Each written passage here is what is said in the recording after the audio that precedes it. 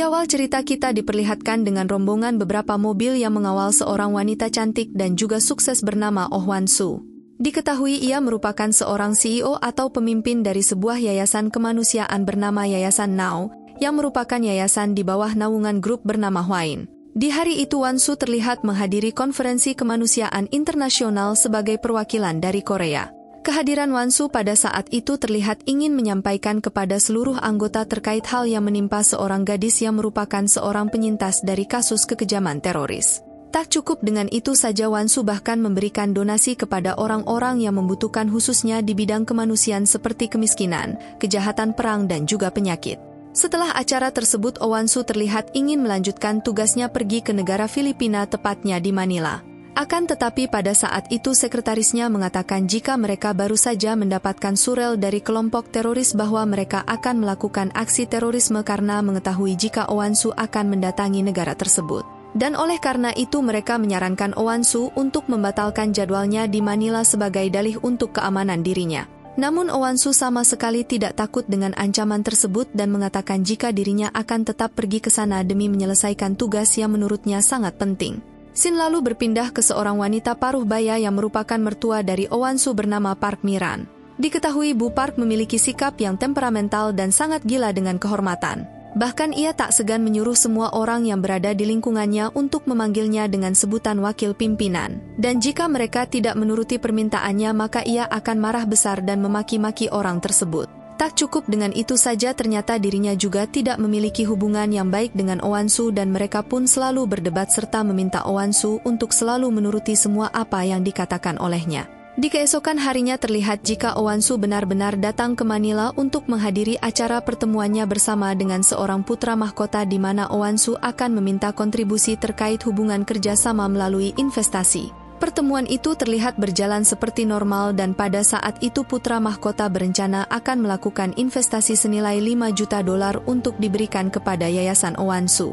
Di sisi lain kita lalu diperlihatkan dengan seorang pria bernama Seo Do-yoon yang merupakan warga negara Korea di mana kedatangannya pada saat itu ke Manila untuk melakukan investigasi mengenai hal yang terjadi kepada sahabatnya bernama Shin Ju-hyuk. Diketahui Do-yoon merupakan seorang polisi yang mana ia sedang melakukan penyelidikan atas kasus yang menimpa Ju-hyuk dan berencana ingin mencari dalang atas pelaku yang telah membunuh sahabatnya yang sekaligus rekannya di kepolisian. Ia lalu mendatangi sebuah kasino dan saat berada di dalam ia pun mencurigai seorang pria berketurunan Tionghoa yang pada saat itu sedang menelpon seseorang sambil memaki-maki orang tersebut. Setelah pria itu masuk ke sebuah ruangan, Do-yoon lalu mengikuti 2 orang pengawalnya dan menguping pembicaraan mereka yang mengatakan jika orang yang berinisial L memiliki keterlibatan atas terbunuhnya Ju-hyuk.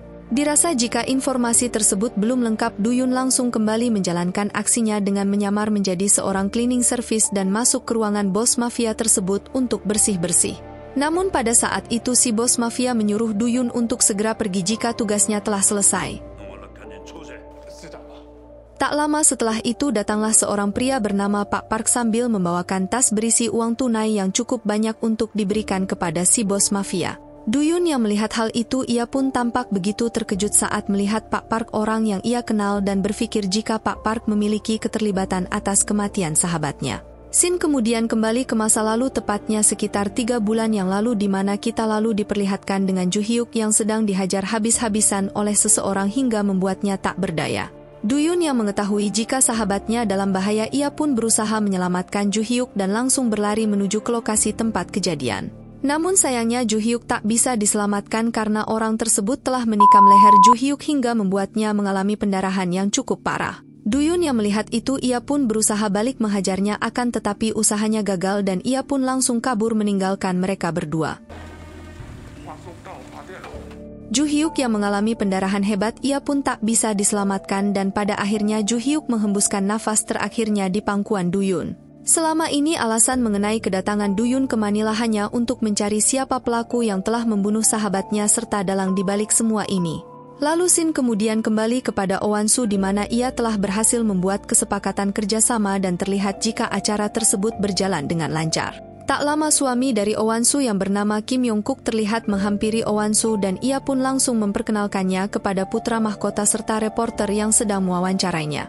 Singkat cerita, setelah acara pertemuan tersebut, Oh Wan Soo kembali memiliki acara pertemuan dengan beberapa pihak serta instansi yang juga berada di Manila. Dirasa jika hal ini adalah pekerjaan ringan, Oh Wan Soo lalu memerintahkan pengawalnya untuk tidak melakukan pengawalan yang ketat dan merasa jika ancaman kemarin itu hanya gertakan mereka saja. Oh Wan Soo lalu pergi bersama salah satu pengawalnya menuju ke tempat lokasi acara selanjutnya. Kebetulan pada saat itu Du Yun juga sedang berada di sana untuk kembali melakukan penyelidikan. Sementara itu, Oh Wan Soo yang kini telah sampai di sana, ia pun mendapatkan hadiah kalung berlian yang diberikan oleh suaminya karena merasa bangga atas pencapaian Oh Wan Soo. Saat akan pergi untuk melanjutkan tugasnya, ia pun dikejutkan dengan tembakan sniper yang berada di depannya hingga membuat sekretarisnya tewas di tempat. Pengawalnya yang berusaha mengamankan Oh Wan Soo pun ikut menjadi korban atas tragedi tersebut hingga membuat Oh Wan Soo terdiam karena merasa ketakutan. Du Yun yang melihat kejadian itu, ia pun langsung menghampiri Oh Wan Soo untuk menyelamatkannya serta menyerang balik, akan tetapi usahanya gagal dan malah membuatnya semakin murka dan menghujani mereka dengan peluru. Dengan kemampuan serta pengalamannya di kepolisian, Du Yun bersama Oh Wan Soo kemudian berhasil menyelamatkan diri dan segera kabur dari tempat itu dengan menggunakan mobil Oh Wan Soo.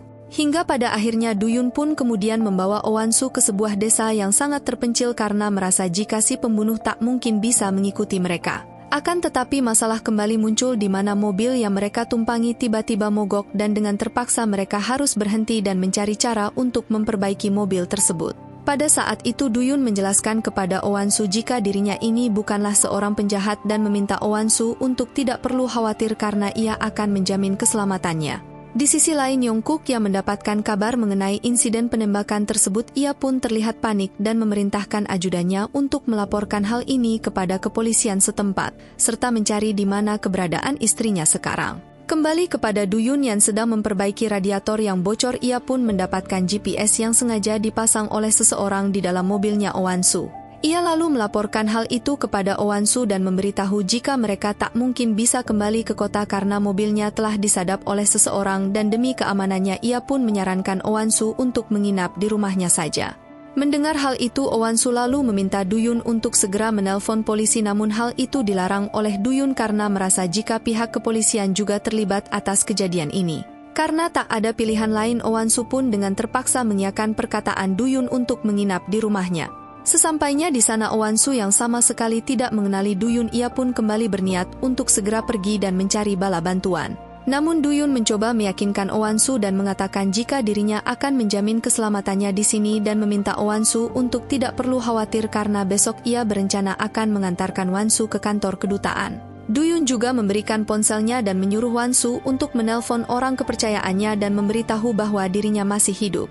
Setelah itu Du Yun lalu pergi ke toilet untuk membersihkan luka-luka di tubuhnya karena terkena tembakan atas insiden tadi. Saat akan mengikatkan perban di lengannya, Du Yun lalu mengalami kesulitan hingga membuat Oh Wan Soo yang melihat hal itu, ia pun dengan senang hati ikut membantunya.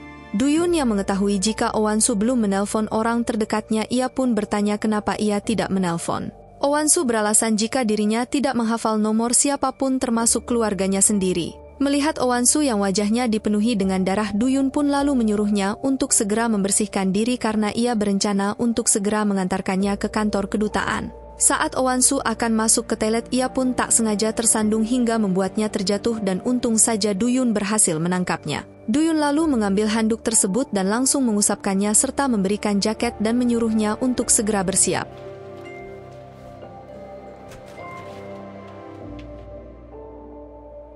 Singkat cerita, saat berada di sana Oh Wan Soo pun langsung dihampiri oleh suaminya dan memintanya untuk tidak perlu khawatir sebab dirinya tidak terluka. Yongkook yang merasa khawatir dengan kondisi istrinya, ia pun segera membawanya pergi dari tempat itu dan saat berada di mobil ia pun meminta Oh Wan Soo untuk tidak membuat acara apapun dalam waktu dekat ini demi keselamatan dirinya.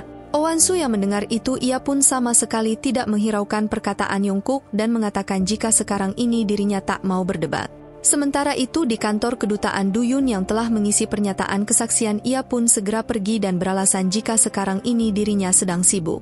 Salah satu orang tersebut yang merupakan Pak Park lalu meminta identitas si saksi dan setelah dicek ternyata orang tersebut adalah Seo Du Yun yang merupakan orang yang ia kenal. Ia lalu menghubungi Du Yun dan memintanya untuk bertemu karena ada hal yang ingin ia bicarakan. Duyun yang sama sekali tidak merasa keberatan, ia pun langsung mengiyakan permintaannya dan mereka pun bertemu di sebuah mall. Mereka lalu bertanya kabar mereka satu sama lain dan terlihat jika keduanya sudah saling kenal. Duyun merasa yakin jika Pak Park adalah orang yang telah memberikan uang kepada si bos mafia saat berada di kasino kemarin dan membuatnya semakin penasaran apakah Pak Park terlibat dengan kematian Ju Hyuk sahabatnya. Scene kemudian kembali flashback di mana pada saat itu Duyun yang sudah menganggap Ju Hyuk sebagai sahabatnya. Ia pun dengan senang hati mendonorkan ginjalnya kepada Ju Hyuk karena mengalami suatu penyakit. Ju Hyuk merasa sangat berterima kasih kepada Duyun karena sudah rela memberikan ginjalnya dan merasa sangat beruntung bertemu dengan orang yang sebaik dirinya. Semenjak itulah Ju Hyuk berjanji kepada Duyun untuk melakukan apapun demi melindunginya, bahkan ia sama sekali tidak merasa keberatan jika hal itu mungkin akan membahayakan nyawanya sendiri. Duyun yang pada saat itu masih bersama dengan Pak Park, ia pun ditawari untuk segera kembali ke Seoul dan mengajaknya bekerja sama di sebuah toko bunga yang merupakan tempatnya bekerja. Ternyata toko bunga tersebut merupakan inisial dari grup Hwain di mana hal ini bertujuan untuk menjaga kerahasiaan. Duyun yang mendengar hal itu, ia pun kembali teringat jika pelaku yang telah membunuh Ju Hyuk pada saat itu sempat menelpon seseorang dan melaporkan jika pengiriman toko bunga telah selesai. Merasa jika hal ini adalah kesempatan untuk mengungkapkan fakta mengenai kematian sahabatnya, ia pun langsung menyetujui tawaran Pak Park dan akan kembali mengabarinya nanti. Sementara itu, Oh Wan Soo kembali dipanggil oleh ibu mertuanya karena sebelumnya mereka telah membuat suatu kesepakatan di mana hal itu berkaitan dengan suap-menyuap. Oh Wan Soo menolak perintah yang diberikan oleh Ibu Miran dan balik menyuruh ibu mertuanya itu untuk menyampaikannya sendiri saja karena sekarang ini dirinya tak mau lagi terlibat. Tentu hal itu membuatnya seketika murka dan kembali menyinggung jika dirinya akan kembali menyuruh kakaknya. Oh Wan Soo yang mendengar itu, ia pun terlihat sama sekali tidak peduli dan berkata jika perbuatan tersebut akan menjadi bumerang bagi mereka semua. Dan oleh karena itu ia akan kembali menjalankan rencananya, yaitu melanjutkan acara pesta dan menyuruh ibu mertuanya untuk tidak perlu hadir jika ia terus bersikap seperti ini. Dan jika ia terus mengganggu dan membuat masalah, maka dirinya akan menolak berbisnis dengan pihak Tiongkok, yang mana hal itu akan menjadi mimpi buruk untuk perusahaan mereka.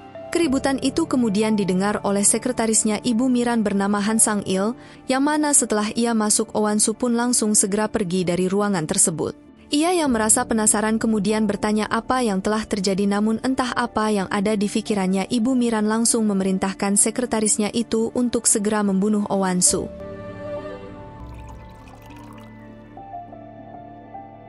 Di keesokan harinya, Oh Wan Soo terlihat mengadakan konferensi pers dan memberitahu kepada semua wartawan mengenai hal yang berkaitan dengan insiden penembakan kemarin. Oh Wan Soo mengatakan jika dirinya sama sekali tidak terluka atas kejadian tersebut dan menurutnya serangan ini memang sengaja dilakukan oleh sekelompok teroris karena merasa keberatan atas apa yang selama ini dirinya perjuangkan untuk segera menegakkan keadilan.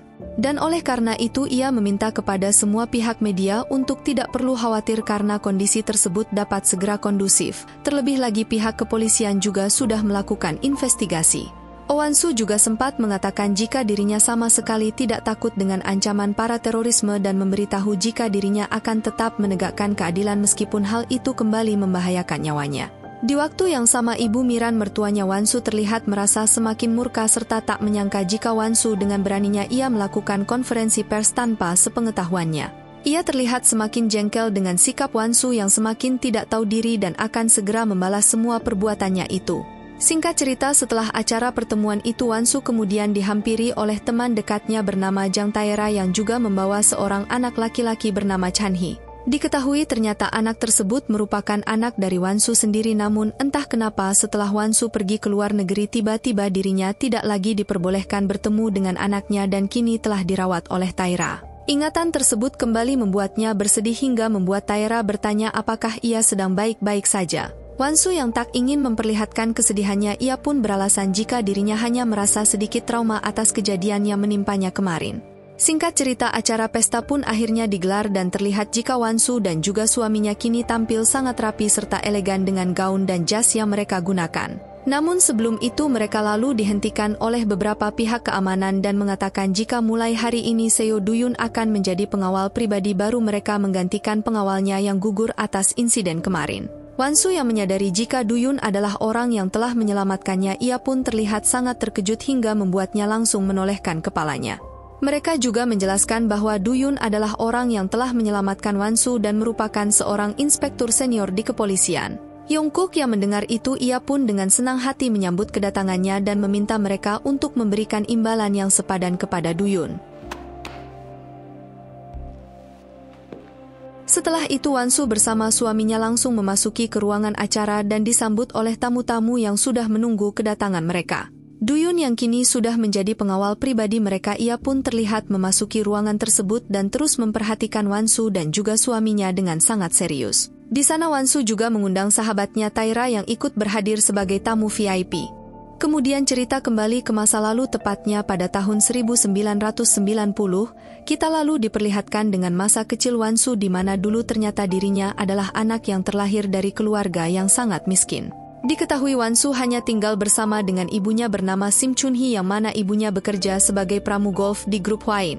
Pada hari itu Chun-hee, ibunya Wan-su, terlihat dipukul oleh Miran hanya karena salah memanggilnya dengan sebutan ibu. Miran yang gila dengan kehormatan, ia pun memerintahkan Chun-hee untuk tidak memanggilnya dengan sebutan ibu karena dirinya ini adalah wakil dari pimpinan grup Hwain. Semenjak saat itulah Chun-hee lalu bertekad untuk membuat putrinya menjadi seorang pegolf profesional dan bahkan tak segan mencuri salah satu stik golf milik keluarga Hwain untuk diberikan kepada Wan-su. Dengan penuh semangat Chun-hee terus mengajarkan putrinya tanpa henti hingga membuat skillnya terus berkembang sampai usianya remaja. Dan untuk membayar latihan yang ia ikuti, Wan-su bahkan rela menjadi seorang pramu golf seperti apa yang dilakukan oleh ibunya dulu.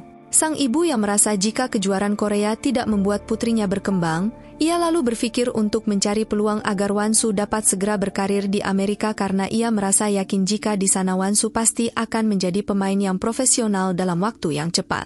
Berbekal uang simpanan yang pas-pasan, Wan-su nekat pergi ke Amerika dan seiring berjalannya waktu Wan-su kini sudah menjadi seorang pemain profesional mewakili negaranya sendiri. Semua turnamen telah Wan-su ikuti dan dirinya berhasil memenangkan semua kejuaraan secara berturut-turut hingga membuat karirnya melesat tajam dan dikenal oleh banyak orang. Akan tetapi kebahagiaan tersebut tak berlangsung lama sebab saat itu seluruh uang yang merupakan hadiah dari turnamen selama 10 tahun terakhir ternyata dihabiskan oleh ibunya begitu saja dengan berjudi.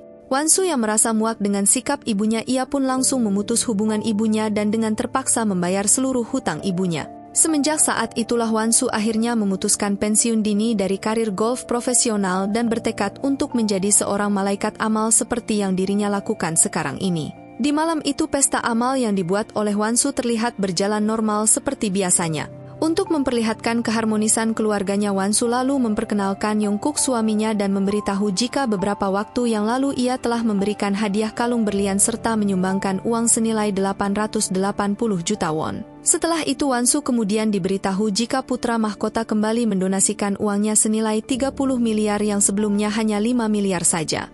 Tentu dana tersebut akan Wan-su gunakan untuk kemanusiaan, yaitu membantu seluruh anak-anak dan wanita yang menjadi korban perang di seluruh dunia. Akan tetapi momen romantis yang diperlihatkan oleh Wan-su di hadapan media ternyata hanya kepalsuan karena pada faktanya Yongkook ternyata berselingkuh dengan Jang Taera yang merupakan teman dekat dari Wan-su sendiri.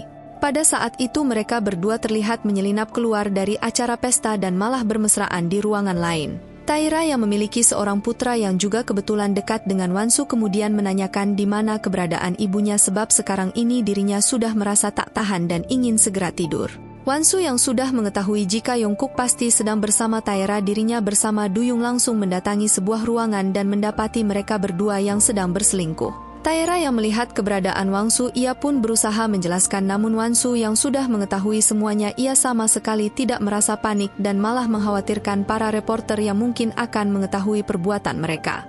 Ternyata selama ini Wan-su telah mengetahui semua perbuatan mereka dan sengaja ia sembunyikan demi memperbaiki citranya di hadapan halayak publik. Taera yang mengetahui jika Wan-su telah mengetahui perselingkuhan yang dirinya lakukan selama ini, ia pun terlihat panik dan terus menanyakan kepada Wan-su semenjak kapan ia mengetahuinya. Wan-su yang kesal dengan sikapnya kemudian berkata jika sekarang hal itu sama sekali tidak berarti dan menyuruhnya untuk tetap berhati-hati. Setelah memergoki suaminya yang berselingkuh, Wan-su dengan tenangnya kemudian kembali masuk ke dalam pesta dan kembali berpura-pura mesra di hadapan semua orang demi untuk menjaga image-nya. Ternyata perselingkuhan tersebut juga diketahui oleh ibu mertuanya Miran yang seolah setuju dengan kelakuan putranya. Hal ini ia lakukan supaya Wan-su bersama Yongkook dapat segera bercerai, dan secara tak langsung dirinya bisa menguasai yayasan yang sudah didirikan oleh Wan-su. Akan tetapi Wan-su sama sekali tak mau hal itu terjadi dan ia pun mengungkapkan bahwa dirinya sudah mengorbankan hal yang sangat penting yaitu meninggalkan putranya sendiri, hanya untuk mencari para donatur di seluruh dunia demi yayasan tersebut. Wan-su juga memberitahu jika dirinya tak akan menceraikan Yongkook meskipun telah diselingkuhi dan balik mengancam jika kehilangan dirinya dapat memunculkan masalah besar bagi Hwain Group. Scene lalu kembali flashback ke tahun 2011 tepatnya saat awal pertemuan Oh Wan-su bersama dengan Kim Yongkook saat berada di Afrika. Saat itu Kim Yongkook juga bekerja menjadi relawan di bawah naungan Hwain Group dan kemudian jatuh cinta pada pandangan pertama kepada Oh Wan-su. 10 hari di Afrika dan hanya bertatapan Kim Yongkook pun kemudian dengan mantap melamar Oh Wan-su namun lamaran tersebut ternyata tidak langsung direstui oleh ibu Kim Yongkook terlebih lagi ternyata Oh Wan-su adalah anak Chun-hee yang merupakan mantan pramugolfnya. Miran juga mengetahui jika Chun-hee ibunya Oh Wan-su juga terjerat dengan hutang yang begitu banyak karena ia merupakan seorang penjudi. Namun karena Wan-su yang merupakan seorang wanita pegolf yang sukses dan sangat terkenal di mana-mana, Miran si ibu Kim Yongkook kemudian menerimanya sebagai menantu dengan satu syarat di mana Chun-hee ibunya Wan-su harus bersedia pindah ke luar negeri. Semenjak saat itulah awal kesengsaraan kehidupan Wan-su di mana Miran dengan seenaknya memerintahkan Wan-su untuk melakukan hal apapun demi kepentingan pribadinya. Wan-su yang merasa pusing dengan masalah kehidupan yang ia hadapi ia pun terlihat pergi ke sebuah bar yang berada di tempat itu dan menenggak minuman alkohol hingga membuatnya mabuk berat. Du-yun yang menyadari jika Wan-su sedang mabuk berat serta telah mengetahui mengenai kehidupan palsu dari Wan-su, ia pun segera menghampirinya dan dengan sigap Du-yun langsung mengantarkannya ke kamar untuk beristirahat. Dalam kondisi mabuk tersebut Wan-su terus meracau mengenai pertemuan mereka sebelumnya dan mengatakan jika malam ini mereka harus tidur bersama. Du-yun yang mendengar itu ia pun sama sekali tidak menjawabnya dan balik bertanya apakah selama ini dirinya selalu merasa kesepian dan juga tidak bahagia dengan pernikahannya. Mendengar pertanyaan itu Wan-su langsung menepis dan kembali berusaha menyuruh Du-yun untuk tetap bersamanya. Tiba-tiba mereka lalu dikejutkan dengan suara gedoran pintu yang mana orang tersebut adalah Yongkook yang berniat masuk untuk meminta maaf atas kejadian perselingkuhan tadi. Untung saja pada saat itu Pak Park segera datang dan meminta Yongkook untuk tidak mengganggu istrinya karena menurutnya sekarang ini Wan-su sudah tertidur. Di tengah situasi yang mendesak itu kemudian turun hujan yang begitu lebat seolah sedang menutupi kesedihan yang dirasakan oleh Wan-su karena ternyata pada saat itu Du-yun pergi meninggalkannya sendirian. Entah apa yang terjadi di dalam sana namun yang jelas kedatangan Du-yun pada saat itu hanya untuk menyelidiki serta mencari tahu siapa saja yang memiliki keterlibatan atas terbunuhnya Ju Hyuk rekannya.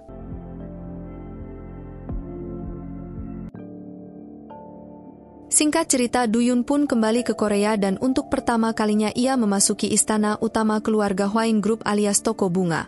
Pak Park kemudian menginformasikan cara kerja serta kode etik keamanan yang harus dijalankan Du-yun dengan sangat hati-hati serta tidak boleh sedikit pun berbuat ceroboh. Sebenarnya Du-yun sangat ingin sekali bertanya tujuan Pak Park memberikan sejumlah uang kepada bos mafia saat berada di kasino di Filipina beberapa waktu yang lalu. Akan tetapi ia kembali mengurungkan niatnya dan langsung mengalihkan pembicaraan dengan memberitahu jika dirinya menemukan foto sahabatnya saat berada di Manila.